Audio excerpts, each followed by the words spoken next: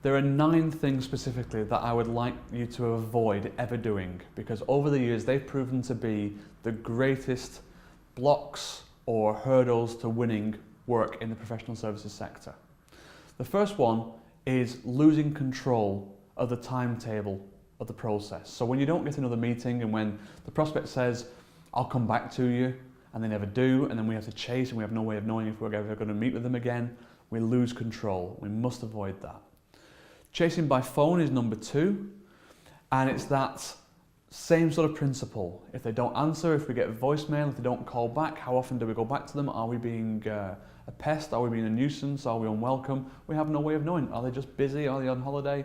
It's tough to say, but we don't know. We can't control the process. We can't say on what date this whole process is coming to a conclusion one way or another, so we can't even forecast it. The third one is emailing the proposal. Now, where a prospective client has specifically requested for you to email a proposal, that's what we must do. But let's not do it unless we have to. Let's seek every opportunity to take the proposal to the potential client and present it in the way that which we wrote it, and they can understand the full impact of our thinking. Something called selling features would be number 4. Selling features is where we talk about the fact that we have a great tax department, that we have car parking on site, that we're big enough to cope but small enough to care, and all of the normal cliches that you might read on the practice websites. Hopefully not yours though. It's when we talk about those kind of things that bear really no relevance to what the client is looking to achieve, we must always focus on their desired outcomes and not on the things that we think make us look good, but in reality the client doesn't care about one way or the other. Number 5, lowballing fees for no good reason. If we can undercut and still make a profit from the fee that they're currently paying to the one we wish to charge, fantastic. But let's not discount unnecessarily. Remember, £1,000 discount 100 times a year loses £1 million in a decade.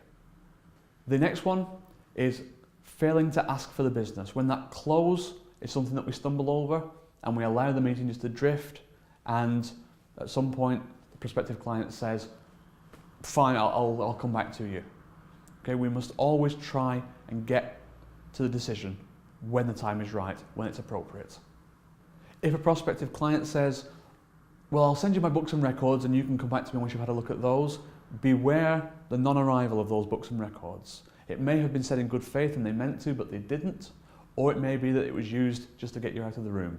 Whichever way it is, we mustn't leave without the next meeting in the diary, no matter what happens.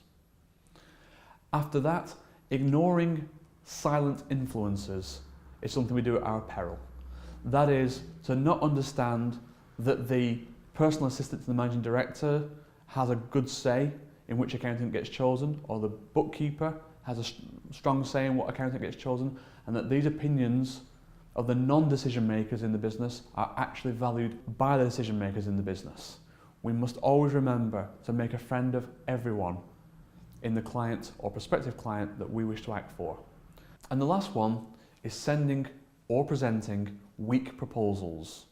That's unacceptably short proposals, ones that don't demonstrate why we are a superior choice to their existing advisors, one that doesn't justify the level of investment that we are looking to gain from them, one that doesn't demonstrate how we're going to help them achieve their desired outcomes in the business, whatever they may be.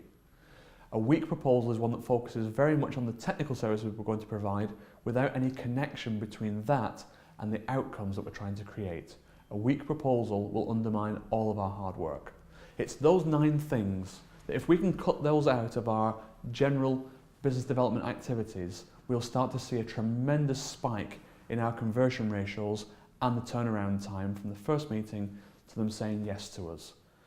On that basis, I ask you now to take a look at all of this content, review it regularly, and start to implement it in your practice day by day.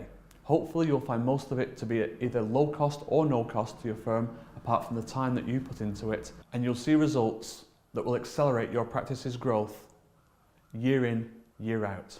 I wish you every success in doing so.